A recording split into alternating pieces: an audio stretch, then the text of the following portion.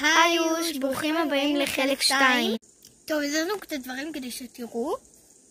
טוב, אז עכשיו הגיע האוכל ונמיין את האוכל.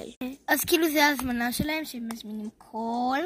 אז קודם כל פירות וירקות זה הכי חשוב לתזונה הבריאותית. בתור מבינה גדולה בתחום עלק. נשים להם קצת עגבניות, טעימות, בריות. נשים להם תפוח. אז אני אשים פה עוד קצת דברים ואני אחזור. טוב, סיימנו לעשות את זה, ובכל האבוקדו ואת כל הרוחמניות והפירות נשים פה. טוב, עכשיו אני מדברת. טוב, עכשיו אנחנו שמים אבטיח. נשים קצת, ירקות כאלה ואננס. עכשיו נשים כל מיני חטיפים. גלידות. כן, חלב אפילו. לא, חלב נשים פה. כן, נשים שם, כי אנחנו לא רוצים שזה יתערב.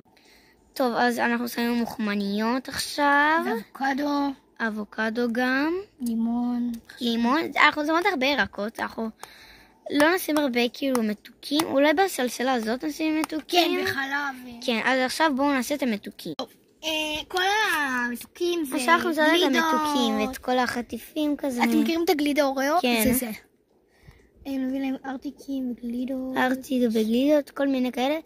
כזה לקיץ, לא יודעת. כן. וואי, שימי להם כזה. זה חמצוצים למי ששואל? זה כאילו, אתם מכירים? שים להם גם כזה אולי. לא. למה? זה גדול, זה טוב. טוב, מוכר. לא. עצרתי. סיימתי לשים את כל הדברים. עכשיו נכניס את זה למקרר. יאללה, נחזור עליכם אחרי ששמנו הכל למקרר.